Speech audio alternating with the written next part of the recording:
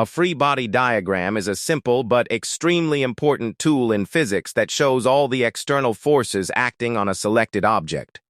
The image uses a box resting on a horizontal table to explain how a free body diagram is constructed and how it can then be used with Newton's laws of motion. The main purpose of a free body diagram is to isolate one object and represent every force acting on that object with clear arrows. Once all the forces have been identified, we can calculate the resultant force and then apply Newton's second law to determine the object's acceleration. The first step in creating a free body diagram is to isolate the object that we want to study. In this example, the selected object is the box. We temporarily ignore the rest of the physical situation and focus only on the forces acting directly on the box. This is important because a free body diagram should represent the forces acting on the selected object, not every force that exists in the surrounding environment. The next step is to identify all the forces acting on the box. Because the box is resting on a table, there are two main forces acting vertically on it.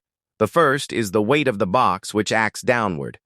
Weight is the gravitational force exerted by the Earth on the box, and it is represented by the symbol W.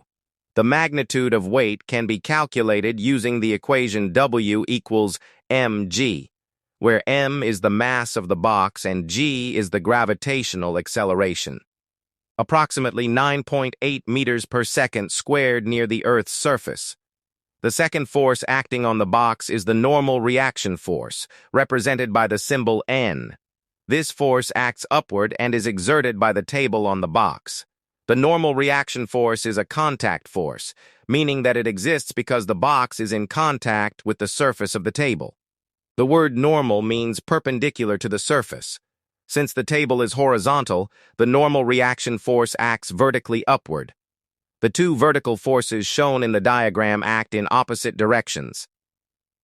The weight acts downward while the normal reaction acts upward. If the box is stationary and there is no vertical acceleration, these two forces must balance each other. Therefore, the normal reaction is equal in magnitude to the weight. We can write this as N equals W. Since weight is equal to mg, we can also write N equals mg for this particular situation, provided there are no other vertical forces acting on the box. The resultant vertical force can therefore be calculated by subtracting the downward weight from the upward normal reaction. We can write this as sigma Fy equals N minus W. Since N equals W, the result is 0. Therefore, the resultant vertical force is 0. According to Newton's second law, the resultant force equals mass multiplied by acceleration.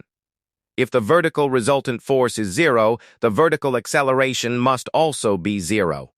This means the box has no vertical acceleration and therefore does not move upward or downward. An important point is that 0 resultant force does not mean that there are no forces acting on the object. In this example, there are two forces acting on the box: the normal reaction and the weight. They simply balance each other. When forces are equal in magnitude and opposite in direction, their vector sum is 0. The object can therefore remain stationary or, more generally, continue moving with constant velocity if it was already moving. The image also gives a 5-step method for constructing and using a free body diagram. First, isolate the object.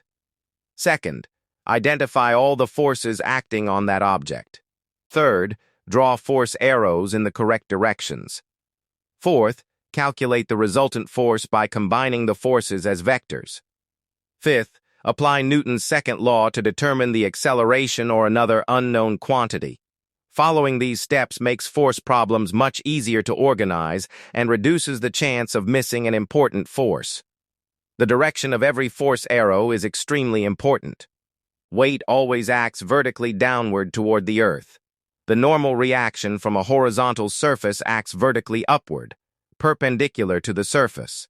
If the object were being pulled horizontally, an applied force would be drawn in the direction of the pull. If friction were present, it would normally act opposite to the direction of relative motion or attempted motion between the surfaces. If a string were attached to the object, the tension force would act along the string away from the object. One of the most important warnings in the image is about drawing forces that the object itself exerts on other objects. These forces should not be included in the free body diagram of the selected object. For example, the box exerts a downward force on the table, but that force is not drawn on the free body diagram of the box.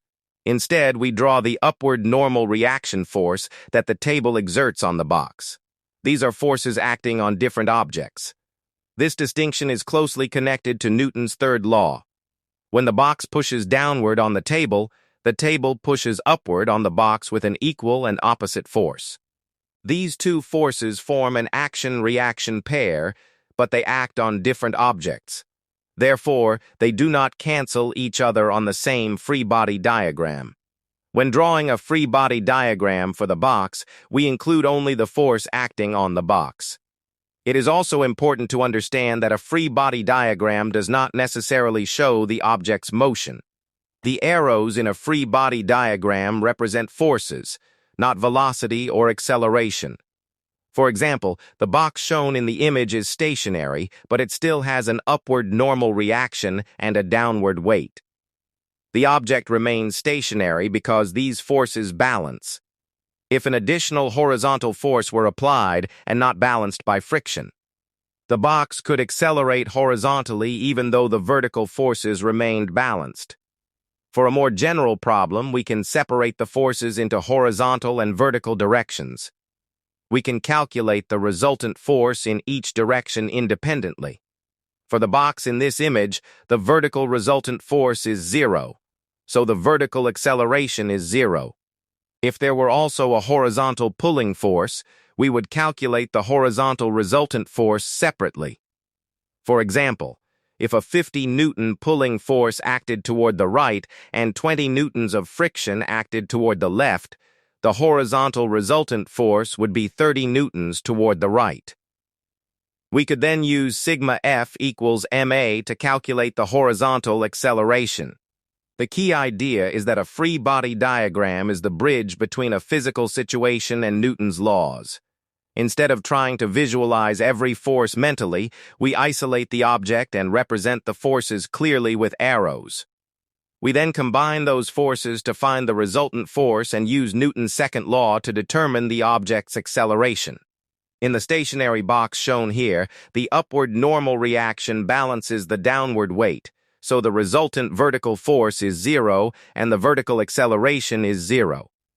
The most important rule to remember is to draw only the external forces acting on the selected object, give every force the correct direction, find the resultant force, and only then apply Newton's second law.